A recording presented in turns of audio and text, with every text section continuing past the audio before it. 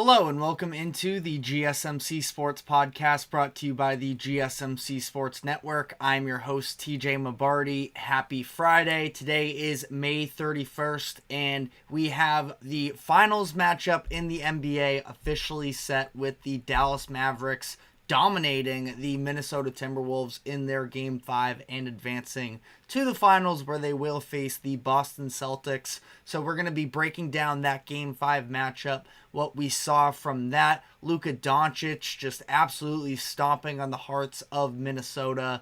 And we're going to be talking about the offseason ahead for the Timberwolves, where obviously a tremendous season for them, but are on some sort of you could say a time crunch a little bit in terms of trying to maximize the roster that they currently have, as their financial situation is going to take a massive spike in the offseason. So we'll sort of dive into some of the numbers there and the different possibilities that the Timberwolves have. We're going to be talking about the Mavericks and how they got to this point after seeming like they were a little bit of a mess for the first couple seasons with Luka in Dallas. There were all of these hit pieces coming out about the Mavericks and how Luka doesn't get along with the front office, and now he seems as happy as ever, and the team is moving on to their first finals appearance since 2011.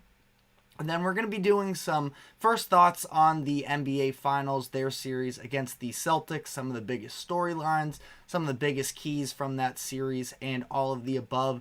But before we get into the show today, just a reminder to like, follow, subscribe wherever you keep up with us. To any of our live viewers, be sure to use the comment section to give us all of your thoughts on the latest happenings in sports.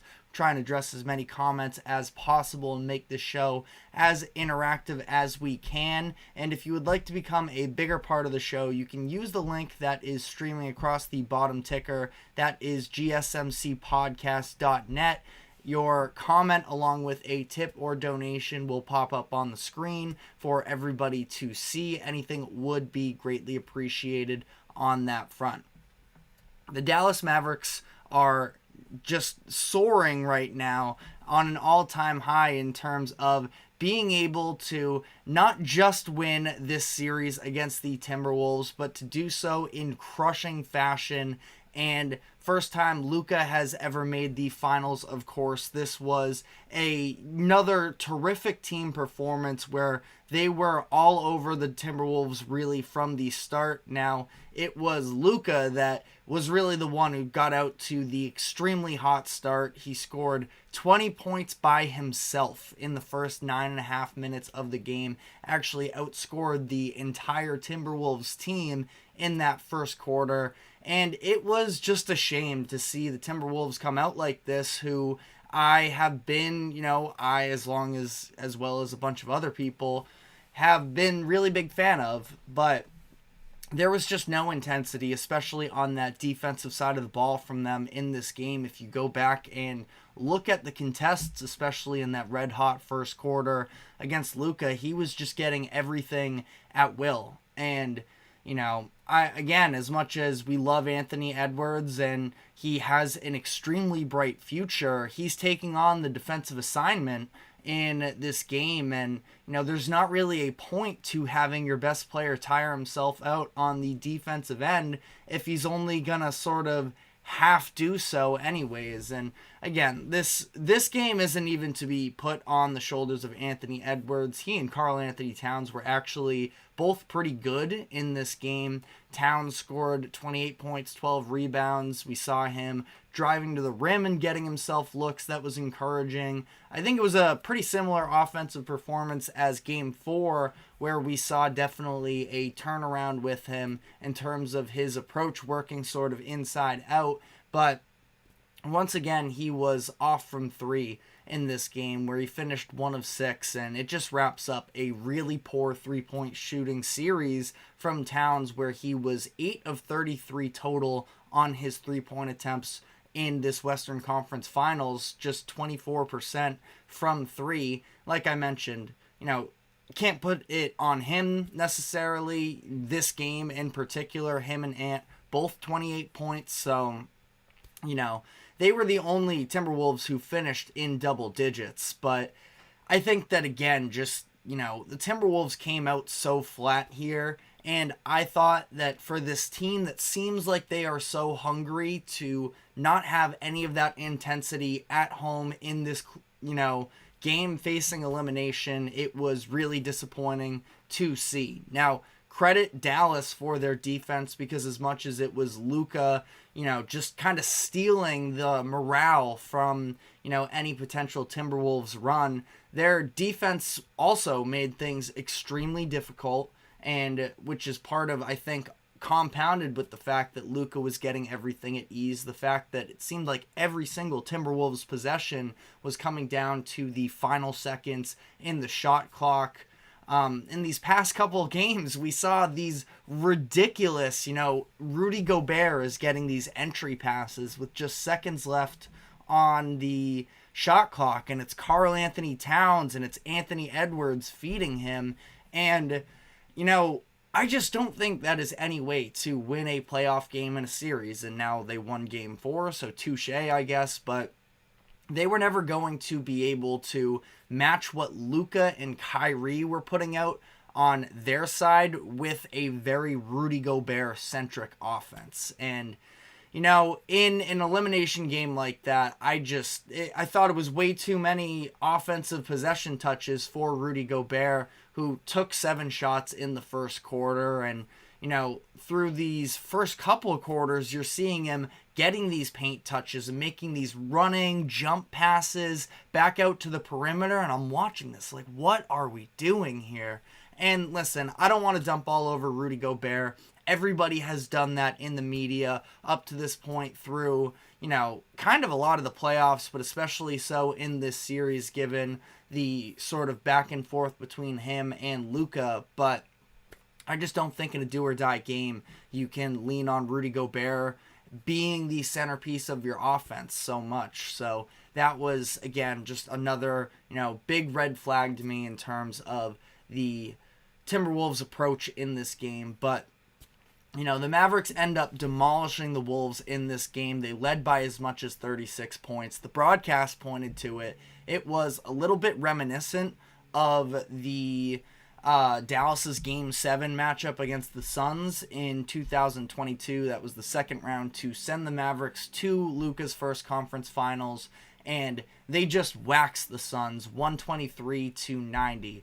In that game, Luka scored 35 points, 10 rebounds, 4 assists, which is eerily similar to what he had in this game, where it was 36, 10, and 5. So, he was incredible in both of these performances. And again, just sort of ripping the hearts out of the other team with his individual scoring was just, he's such a pleasure to watch from, an offensive perspective. Listen, I know there's the complaining about the refs and everything. That is definitely a lot less fun to watch with him. But, he's a genius on the offensive side of the ball, and it is tons of fun to watch. And, I mentioned that Game 7 versus the Suns in 2022. The internet never forgets anything, so the clip of Anthony Edwards during that game in 2022 had posted on his Instagram story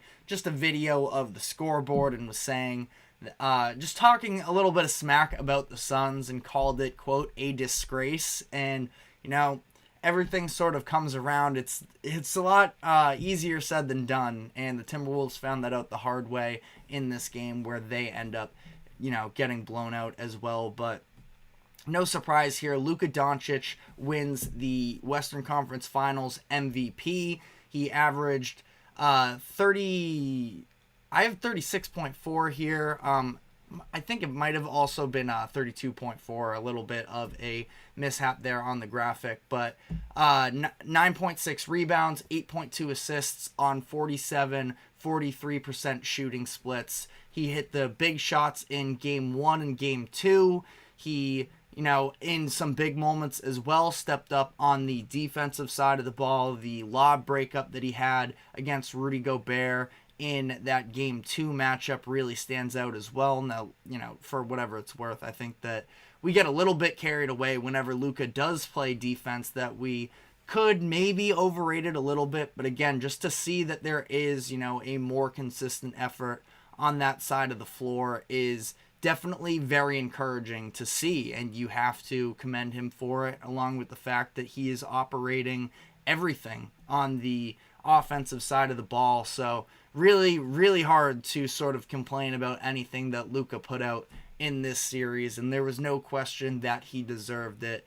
And this is definitely going to be, so it is 32.4 points per game, by the way. Not sure how that mishap happened, but I think that this is going to be the launching point for the Mavericks headed into the finals here, where there's going to be a lot of buzz from the media about the idea of Luka being the best player in the NBA. And, again, the launching platform of this series definitely does help to defend that as well. But like I mentioned, Kyrie was also tremendous in this game. 36 points, 5 assists, 4 rebounds. And he, I mentioned the stat about Luka Doncic single-handedly outscoring the Timberwolves in the first quarter. Eventually, he was going to need some help. Kyrie and Luka combined for 44 in the first half, which actually still had the lead against the Timberwolves, where it was 44-40 at halftime, in terms of that comparison. But Kyrie, we've been talking about it all postseason, the way that he is this sort of perfect Robin. He's finally accepted being the number 2 option, and as a result, we are seeing him play some of his best basketball of his career. 14 of 27 from the field last night, doing so with elite efficiency. And the last thing I sort of want to talk about here in terms of this game and the series as a whole is the impact of Dereck Lively. And, this is somebody who I myself wasn't really sure about him coming into this season. He was one of the top high school prospects in the country headed into his freshman season at Duke. But that Duke year was really weird for him, where there was just no spacing around him whatsoever. Obviously nowhere near the same level of, ball handler and such. Not fair to compare any college player to what Luka and Kyrie have provided him this season. But as a result, we have seen him flourish, and, doing so in a little bit of a platoon role with Daniel Gafford. But he, during the series, averaged 9.5 points per game, 7.8 rebounds per game, 1.5 blocks. That's actually his stats for the entire postseason so far. And, sorry, I'm all mixed up. That was for the series. And, I think that with Lively, this is the second straight season that we have seen a rookie make a massive impact for a championship contender, where last year it was Christian Brown for the Denver Nuggets. And, it's when you're talking about bringing in these rookies and having them be contributors, you can't expect a rookie to be the do-it-all player that has the offense sort of in their hands. But Lively, Brown, both sort of these players that are just great glue guys, are really smart with some of their anticipation and working off ball in particular, that they've, carved out these massive roles for themselves. And you look at sort of the contributions of rookies across the board, where we saw also Ben Shepherd for the Pacers playing big minutes. We saw Cason Wallace for the Thunder. And as we sort of dive into this next CBA in the NBA in terms of how teams are going to be able to manage contracts, having these, pro-ready young guys on cheap rookie contracts are going to be a massive part of that. And again, you're not necessarily ever going to get, I don't think, somebody on their rookie contract being able to, give you finals MVP level contributions. But this sort of around the edges stuff that Lively has done, going 16 for 16 in this series. He has the second highest all-time plus minus by a rookie in the postseason, second to only Manu Ginobili. So it has just been, so fun to watch Lively. From the day that he stepped in the NBA, I want to say he might have made his debut against Victor Wembanyama. And at that time, obviously, two very different players. You're going to take Wembanyama over Lively, but Lively looked like the athleticism that he had with some of the instincts that he had were going to immediately make an impact in the NBA. And that's what he's done so far to help the Mavericks get to this place. So wanted to give him some credit there. But we are going to be taking our first break of the show now, and when we come back on the other side, I want to take a look at this from the Timberwolves perspective and ask the question of should they be running it back for next season, because a lot of people consider them to be one of these young and up-and-coming teams, but there are actually some numbers that would disprove that to some degree. So I want to dive into all of that, which we will right after this quick break. Stick with us, and we will be right back. I feel like I'm losing my mind.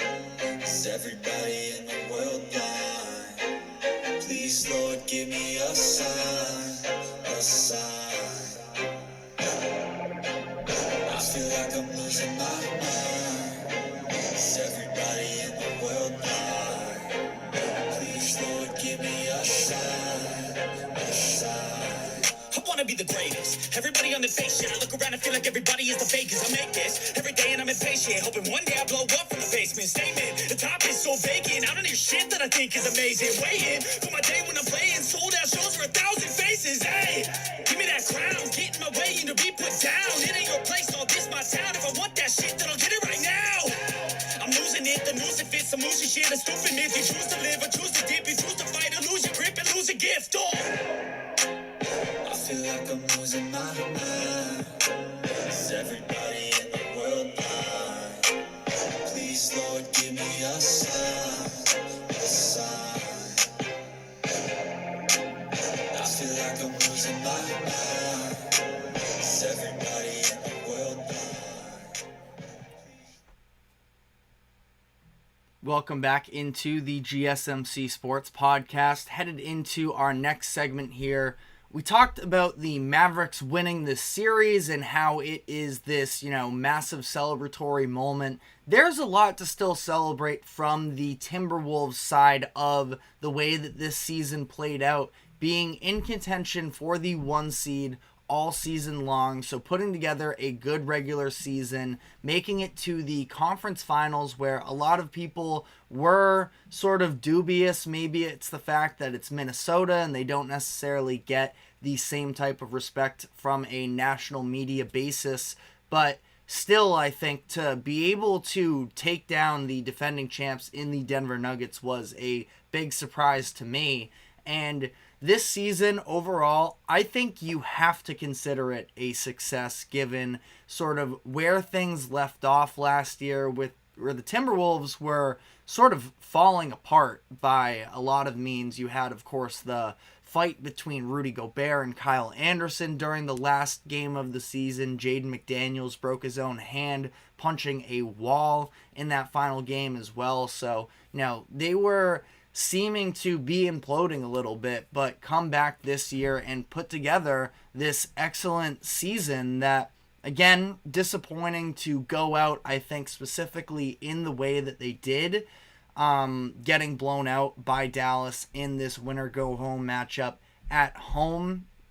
Now, I'm curious what it was behind that. I didn't think that this was a Timberwolves team that was sort of going to be of the mindset, oh, well, at least we just, didn't get swept. We avoided that. So now if we come back, cool, but we understand the, hardships ahead, being down 3-0, and maybe they just counted themselves out. But again, I thought it was really disappointing to see them go out that way. But again, still a 56-win season for Minnesota. You have a Defensive Player of the Year. You have another All-NBA defender, Cat and Anthony Edwards, both All-Stars. Edwards gets on his first ever All-NBA team as well. So A lot is very encouraging here for the Timberwolves moving forward. But I do think that a lot of people sort of underestimate the youth factor of, Anthony Edwards is the star. He's 22 years old. We know he is going to get better and, become more of a postseason player. Obviously, he was great for the first 2 rounds. He definitely looked worn out to me, though, by the conference finals, especially being tasked with some of the defensive assignments as well, trying to help out more on Luka and Kyrie. But when you look at this Timberwolves roster, there are only 3 contributing rotational players from this postseason run that are under 28 years old in Anthony Edwards, Jaden McDaniels, and Naz Reid. I have some sneaky down the pipeline love for Leonard Miller. I think that he can eventually be a contributor, but in terms of players that were performing for them this postseason, it was just the 3 of them. And then other than them, the majority of their contributing players are on the older side in Gobert, in Conley, and including Towns, who's going to be headed into his age 29 season next year. So definitely not old by any means, but it's not like he is still this rising prospect. He is in his prime, and I think that maybe the consistency of the three-point shot can get better, and some of the stupid fouls that I continue to get worked up about, I need to sort of let that go because it's just a part of his game, it seems like, but it does feel like something that's correctable. So maybe mentally Towns can sort of avoid some of the mistakes that he makes, but for the most part he probably is right now what he is going to be. And the Wolves are now approaching headed into next season, a bunch of contracts taking a jump and potentially approaching the second luxury tax apron, which for those of you who aren't necessarily aware of how this works, there's the salary cap, and then you can go over that, and with each apron there are more and more restricting factors that are put onto you. Some examples of this in the second apron is you can't receive a player in a sign and trade. You can't combine multiple cheap contracts in a deal to go out and get one more expensive player. Can't sign buyout guys at the deadline. All of sort of those different types of restrictions. And Timberwolves, they're going to be, their combined salary right now headed into next season is going to be $185 million. The second apron for this past season was 182. So by those means, the Timberwolves would be in the second apron. I would imagine there's going to be a jump, at least somewhat, in the salary cap this offseason. So maybe they fall just under it. But, one way or another, we are seeing that they are going to be a very, very expensive team next season. When you have guys like Jaden McDaniels jumping from $3.9 million to $22.6 and Towns jumping up from $36 to $49 million. Edwards is going to take his jump as well from $13.5 to $35 million. So you get the point. These are key contributing players they can't necessarily just dish aside that are now going to be making considerably more than they did this past season, which is fine. They're all deserving and they are still a very good team. But is this a situation where the Timberwolves feel like they can develop this group that is already there because they are going to be handicapped in terms of the potential upgrades? Is this a team they think can sort of round themselves out and mature to the point of being in the finals and winning it all? And listen, they just made the Western Conference Finals, so it's not like they're far off by any means. But the Western Conference is going to continue to be really good, and so are the Timberwolves. But, I think that ultimately here, it's clear that the Timberwolves do have some holes. They are not a perfect roster. They definitely need another creator in my eyes offensively. It was very Anthony Edwards heavy, which is fair because, again, he's only going to continue to get better. But you would like to have some other options around. Now, Jaden McDaniels had a couple big scoring outputs throughout this postseason. I don't know how much you can burden him with, becoming a true on-the-ball guy. I think that is probably asking a lot of him, although I am very high on Jaden McDaniels, so, we'll see. I'm not going to spend too much time on Leonard Miller because the majority of NBA fans probably haven't heard of him, but a little bit of on the ball experience when he was in the G League, I believe it was, G League Ignite, and his background, I think going back to high school, does have a little bit more ball handling, and he's a lengthy guy, so he would probably fit into sort of what Minnesota's doing there. But again, don't want to go off on that whole tangent right now. But, I think that it's another creator alongside Anthony Edwards. I do feel like they need another point guard probably. Now, sort of up for debate. Luckily for them, we're seeing sort of the opposite with them, where Conley's deal was a little bit more front-loaded, where his contract was $24 million last season. It's going to be just under $10 million next season.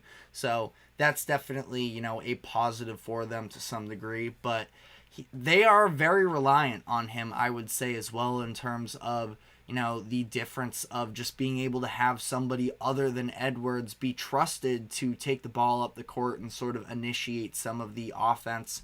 I don't know if you want to necessarily go starting point guard and push Conley to the bench. I feel like Conley's a little bit better than that, but he is going to be 37 and 38 years old in these next 2 seasons. It's probably something to at least consider for them.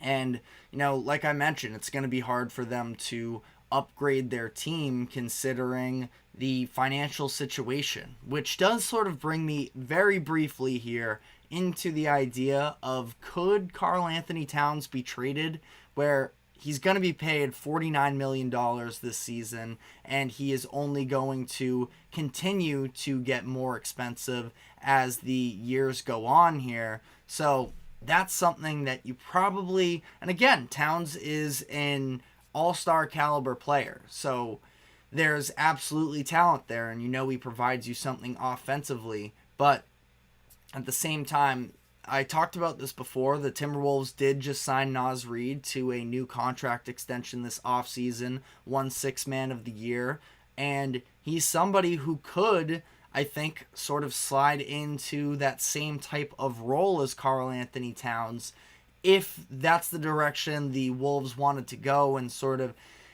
spread out maybe that very large Karl Anthony Towns contract amongst the rest of the team in terms of adding some other offensive pieces around Anthony Edwards. Again, just an idea here. I'm not necessarily saying that they have to or I expect them to. I'm not sure what the market's even going to look like this summer, but I do think that Naz can sort of slide into a very similar role to what Cat does if the Timberwolves want to continue to run with the, double bigs in the starting lineup. Naz could also continue the 6-man role and come off of the bench. So I think the Timberwolves have options is, what I'm getting at here, and I'm curious to see how they choose to maneuver all of this. But we saw the Celtics, who are currently in the finals, they made the cutthroat move of trading Marcus Smart, who was the longest tenured Celtic and was beloved by fans, and they ended up getting Kristaps Porzingis, who was a perfect fit for the team. So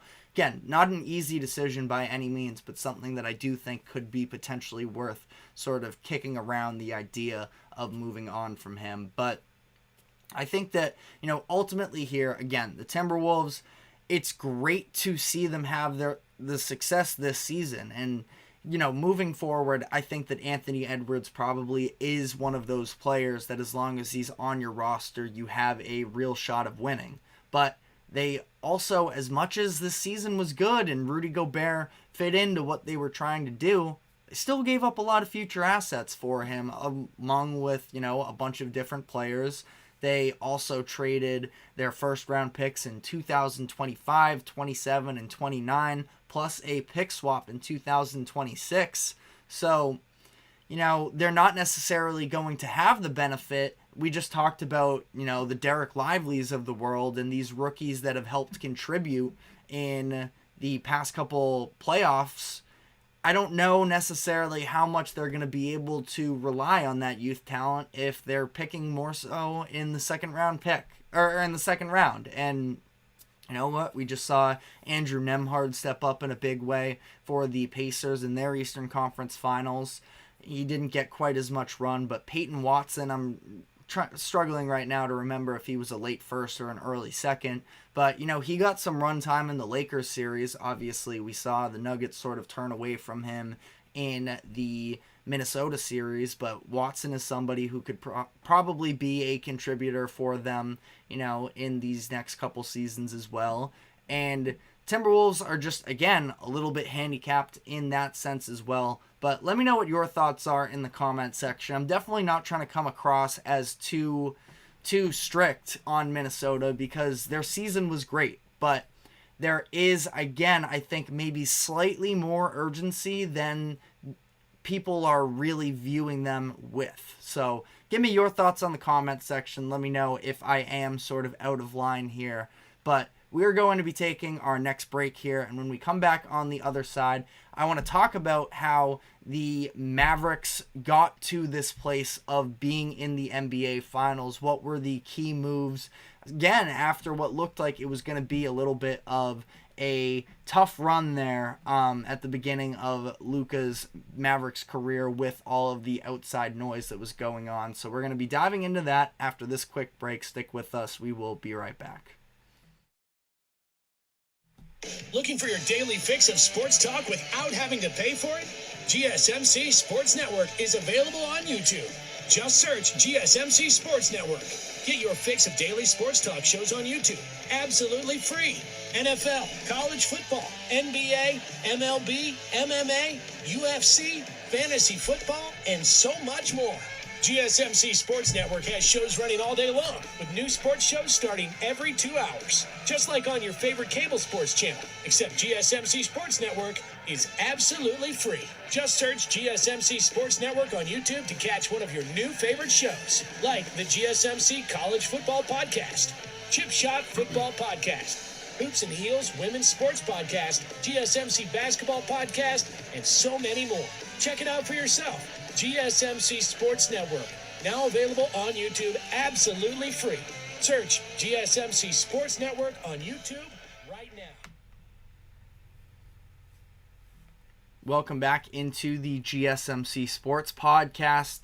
The Dallas Mavericks, obviously, pulling off this type of a run in the postseason was definitely not seen. Now, they were considered by a lot of people a little bit of a dark horse candidate coming into the playoffs, but at the same time, you know, it felt like they were still just a little bit more eye candy than anything else. And I've been saying since the trade deadline that, you know, from a visual perspective, they are probably my favorite team to watch this whole second half of the season. But I guess I just, on myself at least, underestimated, you know, the length of how impressive certain aspects of their team game were going to translate into the playoffs. So we're going to be talking about that, but I want to sort of start by looking at the bigger picture here and asking, how did the Mavericks get to this point?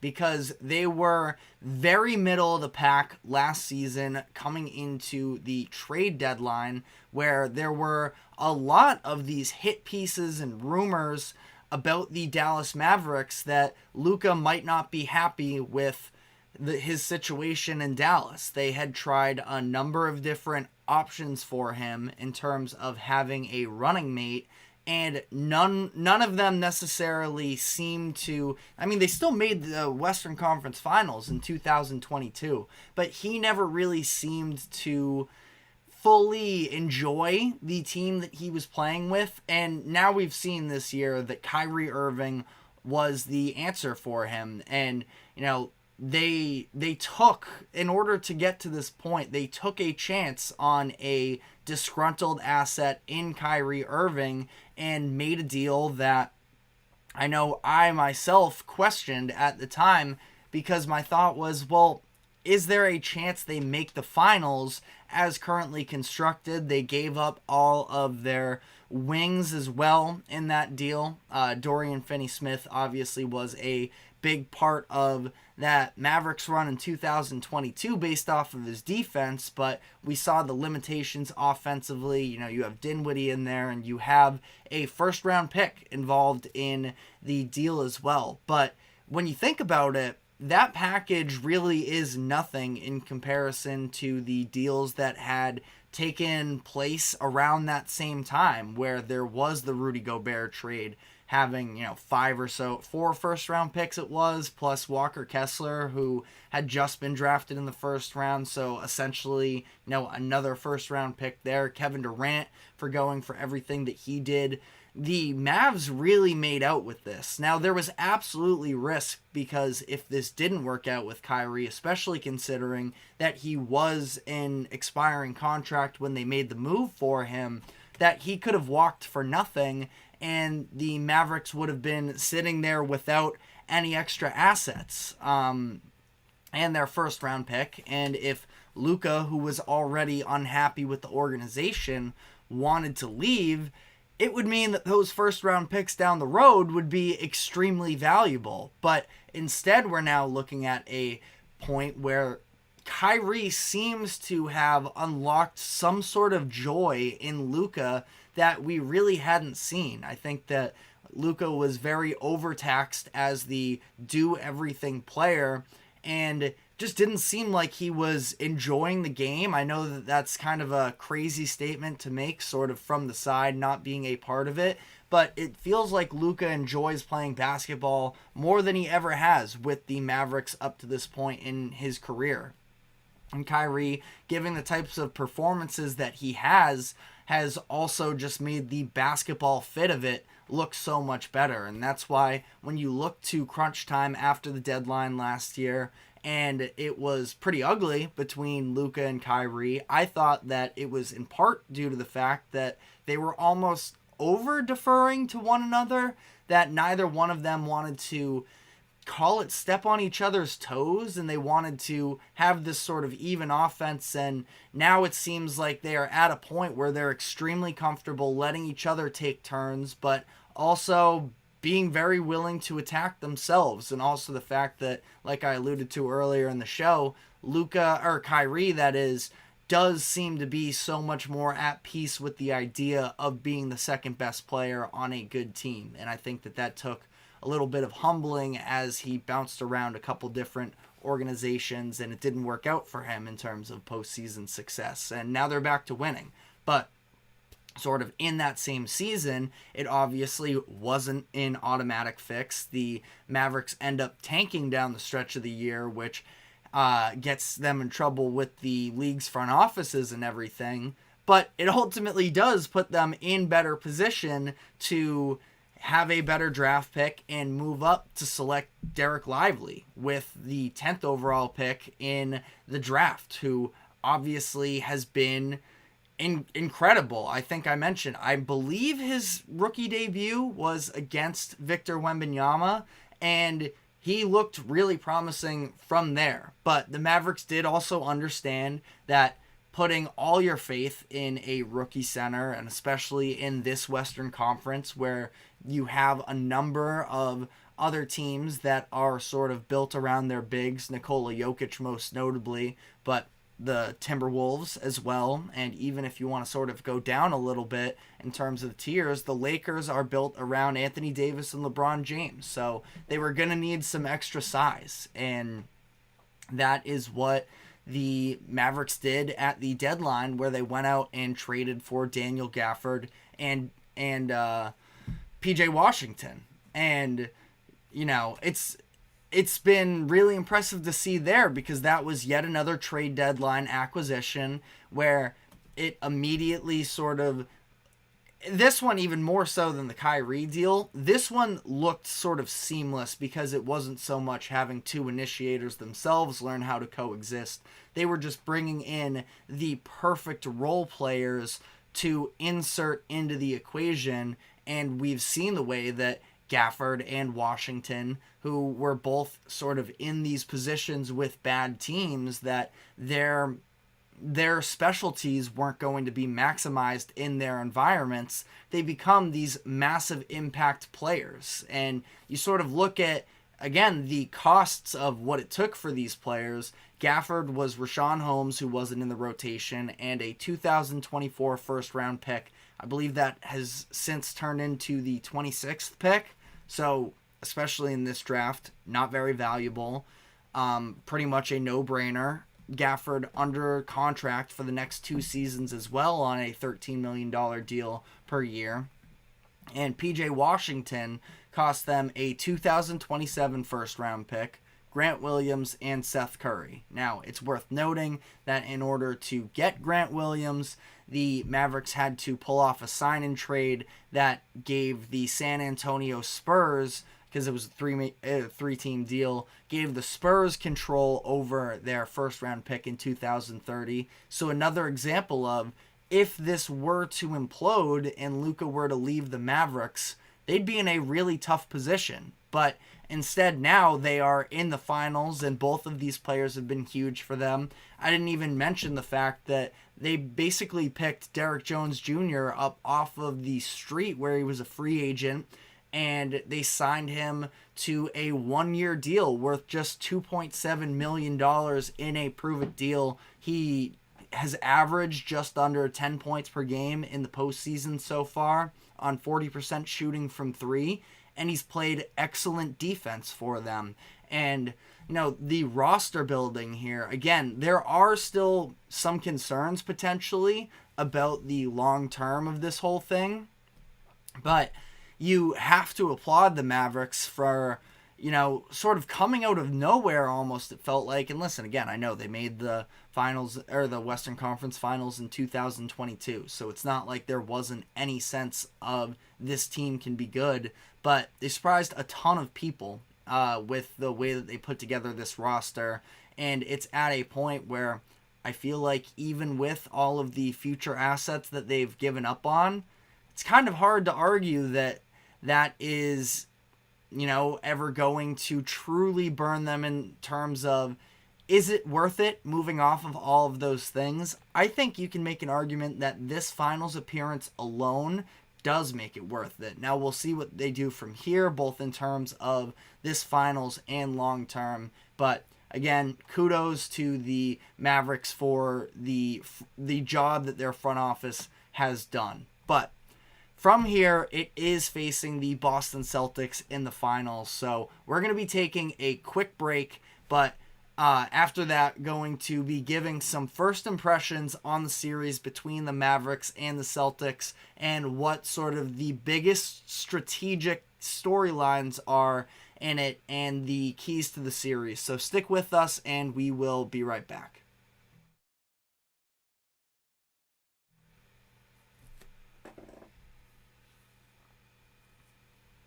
For the best and latest podcasts available anywhere, go to the podcast app on your cell phone and type in GSMC to access free content-rich podcasts on health and wellness, book reviews, sports, entertainment, relationships, social media, movies, technology, finance, and even weird news. Subscribe and download the GSMC Podcast Network's family of shows, available everywhere podcasts are found.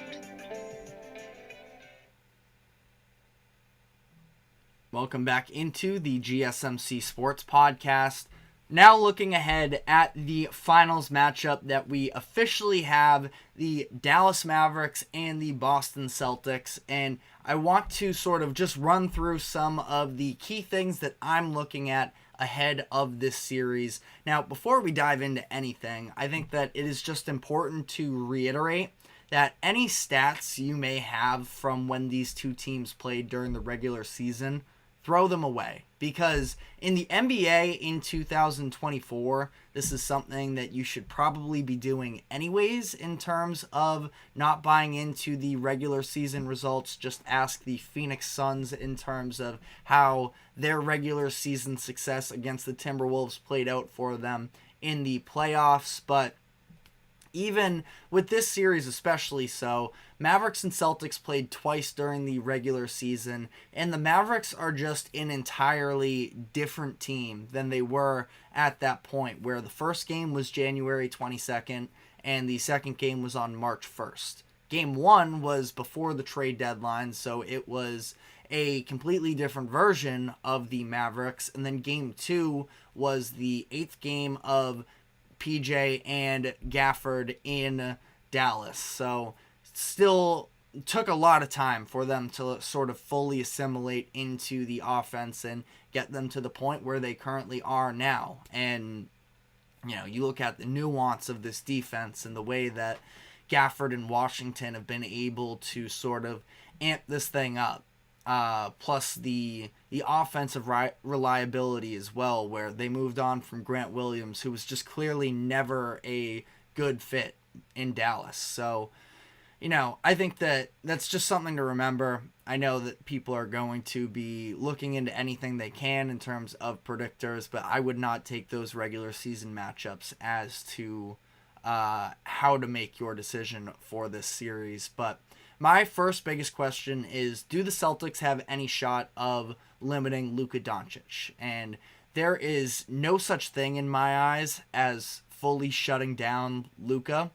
And I think that, you know, ultimately, if you look at that closeout game against the Mavericks, or against the Timberwolves, you have to do a better job of at least making things difficult. Luka is always going to hit the tough shots, but Minnesota was just letting him get anything he wanted, especially in that first quarter, and you are going to put yourselves in that type of a hole and sort of feel hopeless for the rest of the game like Minnesota did. So I think that it's interesting. Again, you know, there's no such thing as fully shutting him down, but what types of things can they do to slow him down some? I would imagine they're going to put maybe a little bit more size with Jaylen Brown and Jason Tatum. They had 2 All-NBA second-team guards in Drew Holiday and Dereck White. I'm sure they will be very heavily involved against Kyrie, but for Luka, he is sort of this unsolvable puzzle to some degree, and I don't know if there is a perfect defender to guard him, but having a little bit more of that size and length and muscle especially is important to guarding him. So, you know, how much will their All-NBA guards be involved in it? I think that the Celtics are going to be very switch heavy in this series. I mean, they've been switch heavy from a defensive perspective basically all season long. So I would anticipate that they will continue with that. Now I'm curious on the other end to see how Luka wants to attack that, because, you know, I'm sure that to some degree he's going to be looking to try and work the pick and roll game, which when you look at what happened against Minnesota, it was Rudy Gobert more times than not playing that drop coverage. Now, sometimes they blitzed them, but either way, it did open up sort of stuff on the back end as well, because when Rudy would drop, he would still at least, he'd be in no man's land, which was just a puzzle that Minnesota really couldn't figure out, but he was still giving up the lobs while not doing a great job of coming up to contest Luka either. So you have to shut down something in that perspective. And Luka, it's easier said than done with him. But ultimately, you know, I think that Celtics are going to try and switch everything. They have players, and especially their guards, that they feel like can hold up against some of the bigger offensive players. And as much as Gafford and Lively are massive impact energy guys, I feel pretty good about Drew Holiday holding his in a post-up against either one of them. That was a deliberate thing that the Celtics tried to do, especially early on in the year, where he would be the primary defender against Karl Anthony Towns in a game against Minnesota. He guarded Bam, he guarded Giannis, he guarded Embiid. It's something that we know that he can do. So, again, switch everything is what I'm expecting from the Celtics. But I mentioned the pick and roll situation. I think that Luka is probably going to want to hunt Al Horford, which is something that we saw both Indiana and Cleveland do over the course of the past 2 series, which is why Kristaps Porzingis' return is going to be so impactful. I'm curious if there's going to be any level of animosity. I don't think that Porzingis and Luka disliked each other, but I feel like I could see Luka wanting to have a little bit of an edge mentally in that matchup. So I don't know, just something to sort of throw out there. But that sort of leads me into the next point here of how is Mazzulla going to choose to incorporate Porzingis back into the game plan. He hasn't played since early on in the first round against the Miami Heat, dealing with that calf strain. And it's a little bit of a question of, I think that he's going to be good to go in game 1, but let's say that he is. How much is he going to play? Is he going to start? Or are they going to look to have Al, I would imagine, probably in the starting lineup as long as he can play, and have Al come off the bench, get Porzingis' feet a little bit wet, and probably to that pick and roll point, not want Luka to get red hot and start feeling himself in game 1 of this series by picking on Al. But, we'll see how that necessarily works. I think that the idea of the Celtics and what defense are they going to play against Luka is going to be the biggest conversation, because as we're going to talk about with the other storylines headed into this final series, Luka is at a point, especially with going nuclear in that game 5 matchup, that he is feeling himself at an all-time level, and maybe that could lead to a little bit of a letdown spot in game 1, but ultimately he is the heart of that offense, and I'm curious to see whether or not the Celtics can, again, at least make things more difficult for him. And I think that's what's going to be sort of what dictates this series. If Luka picks them apart defensively, I do think it's going to be, pretty hard for the Celtics to consistently stick in this with their offense, because the Celtics are the best offense that the Mavericks are going to play in this postseason run. A Clippers team, especially without Kawhi Leonard, a young Oklahoma City team where we saw, outside of Shai Gilgeous-Alexander, there wasn't a ton of creation. We saw Jalen Williams sort of struggle with his, I wouldn't say motor necessarily, but just he wasn't necessarily playoff ready just yet. And that was a very young Oklahoma City team. And then, again, a pretty one-dimensional, frankly, Minnesota team. And all of those teams are good, and you can definitely make an argument that the worst one of those teams is better than the best team the Celtics have played in their postseason run. But, regardless, I think the Celtics are the best offense out of any of those 3 teams the Mavericks have faced so far. So it's going to be a new test for their defense. Both of these, 2 top-tier defenses, they've both been incredible down the stretch of the season. There's also a stat that I have here as well in regards to the fact that the best records in the NBA since February 5th have been the Boston Celtics and the Dallas Mavericks. So feels like, you take this second half of the season sample size, these are the 2 best teams, and feels like it's going to be an incredible series. For the Celtics, what I'll very briefly say on them is the Mavericks are going to force you to make shots, and specifically from the outside, which, given the Celtics' history of being maybe a little bit too excited to shoot a lot of three-pointers, that sounds like something that could play into their favor, but same can be said for Oklahoma City.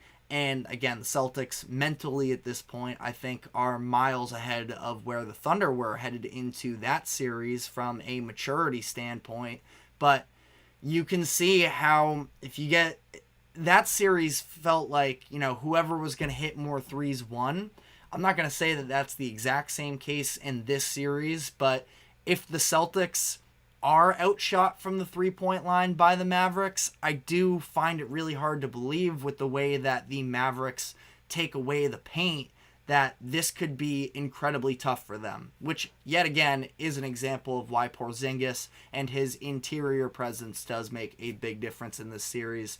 But Not going to make an official prediction just yet, although I am definitely leaning with the Celtics in this series, but let me know what your thoughts are in the comments section. We're going to be taking our final break here, and then we are going to dive into some of the media storylines that we are going to hear over the next week or so. So stick with us, and we will be right back.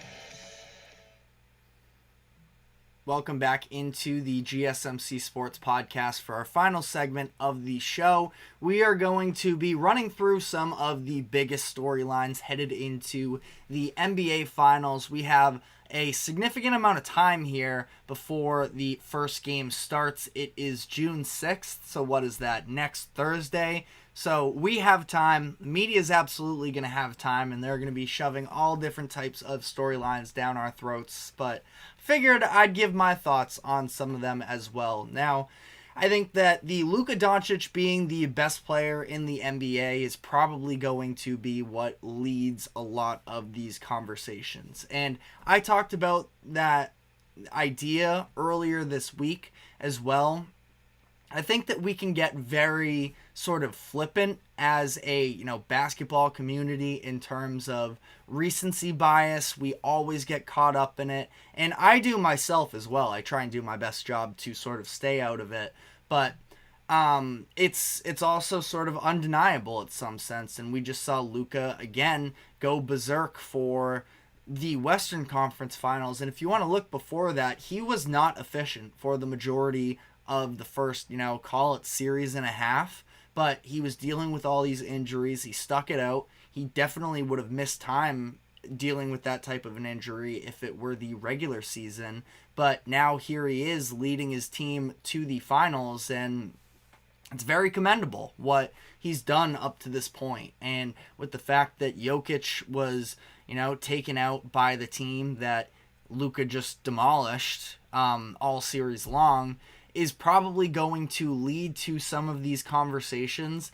Now, I personally feel like I'm not ready to sort of hand the belt over that quick. Jokic was almost maybe a little bit delayed in being handed the, title of the best player in the NBA because of the fact that, and not to make excuses for him whatsoever, right? But he was dealing with teams that had injuries to Jamal Murray and Michael Porter Jr., which is where one of his MVPs came in, because for those who weren't really tuned into Denver, the rest of the team was a total, I don't want to call them a mess. They ended up being, I want to say, the 5 seed, and I'm not saying he unquestionably should have won that MVP, because I'm somebody, I feel like I weigh team success maybe a little bit more. But before I get all the way into this sort of Jokic tangent here, but we just get so obsessed with championships, and I agree that is always the biggest thing in sports, but I don't think it's just whoever won the championship most recently. So Luka, I would imagine I'm going to come out of this finals and still still think that Nikola Jokic is the best player in the NBA. But this is definitely a big series, and we've talked about it before in terms of the face of the league argument.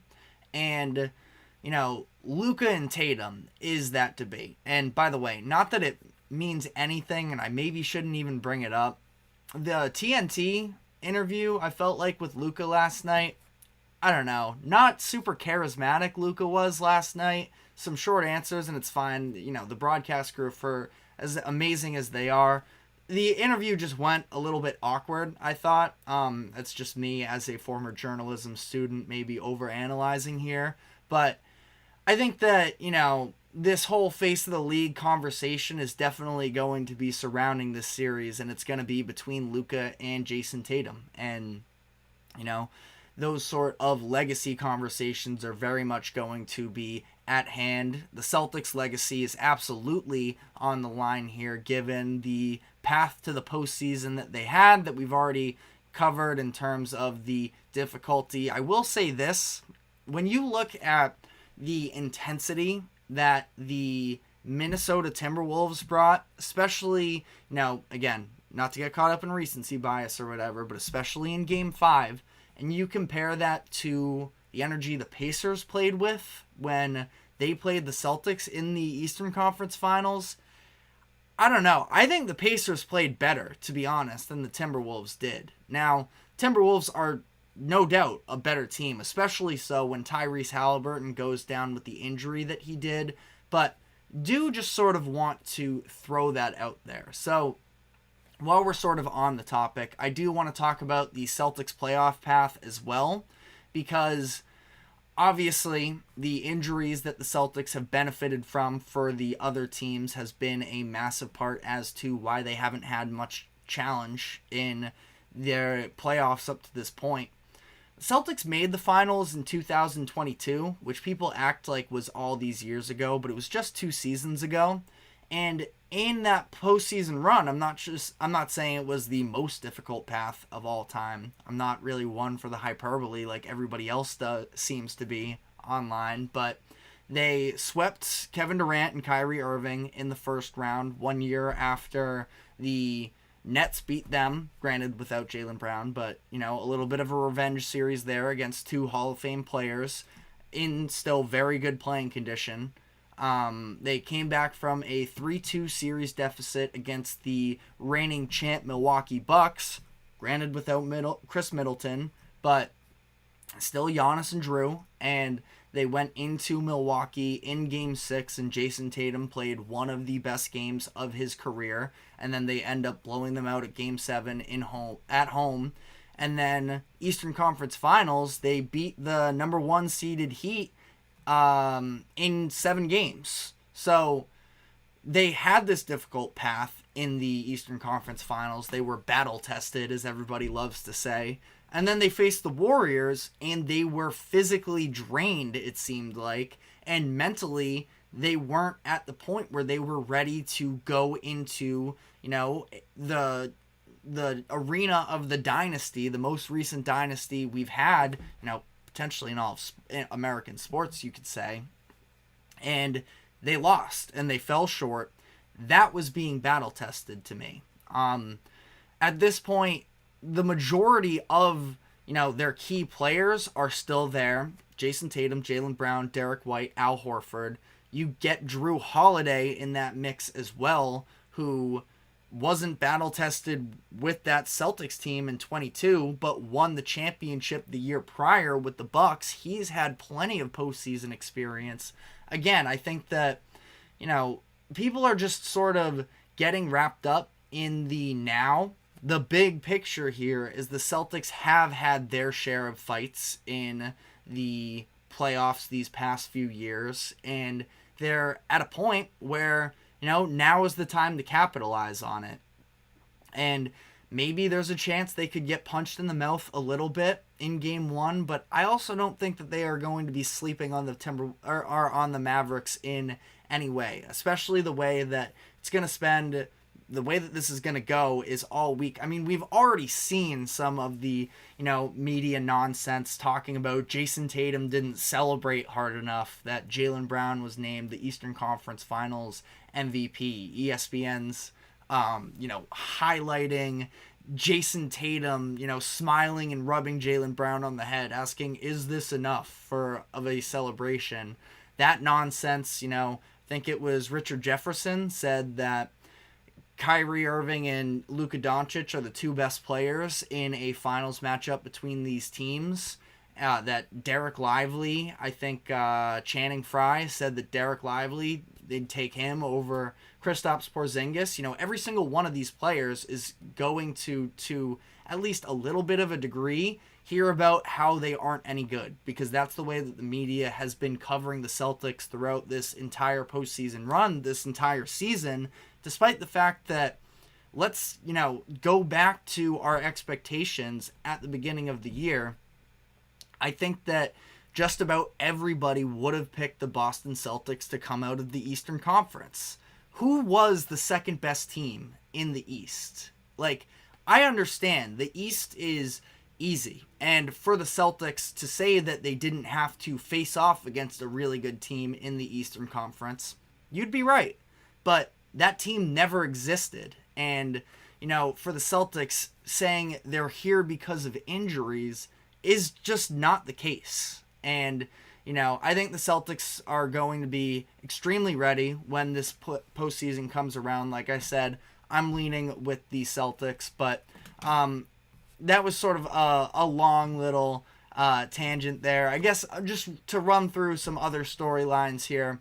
We have Kyrie Irving versus the Boston Celtics. Of course, the reunion there. A lot of bad blood in the past between Kyrie and Boston. It seems like a lot of Boston fans, I think, are at a point where that's sort of history, and the Celtics are in their own, different, era, kind of, you could say. This roster construction is just different, and, at least for me as a Celtics fan, I'm kind of over it. I don't have any, grudges at this point. Now, do I love the guy maybe for everything that happened? Not necessarily, but I appreciate the hell out of him as a basketball player, and I'm glad to see that he is sort of refocused his game now.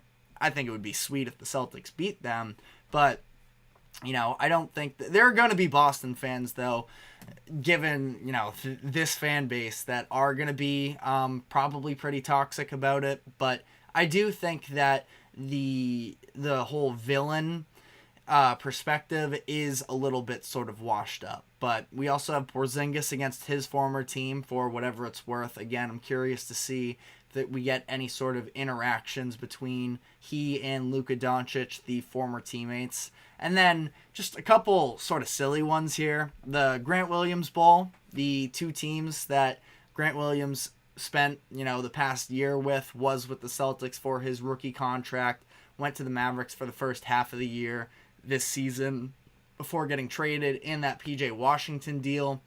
You could also call this the Brooklyn Nets Bowl, where Kyrie Irving, the big piece that sort of shifted the trajectory of this Mavs team, came from the Nets sort of selling low on him. Celtics were essentially built off of both Jaylen Brown and Jason Tatum, getting them from the Brooklyn Nets deals after trading Paul Pierce, Kevin Garnett, Jason Terry, that whole deal back in the early 2010s. So a little bit of a Brooklyn Nets Bowl. So we have some Wizards representation in the finals. Both Kristaps Porzingis and Daniel Gafford, the two starting centers in the finals this year, both on the Wizards last season and in a much better position now, I think it's safe to say. But let me know what your favorite storylines are ahead of the NBA Finals. There's going to be a bunch that are sort of spit out at us over the course of the next week. But that is all the time we have for today. Thank you very much for tuning into the GSMC Sports Podcast. Thank you to the GSMC Sports Network for allowing us to host this show. We are live every 2 to 3 p.m. Eastern on weekdays. So we will be back on Monday. We will see you then. Have a great weekend and take care.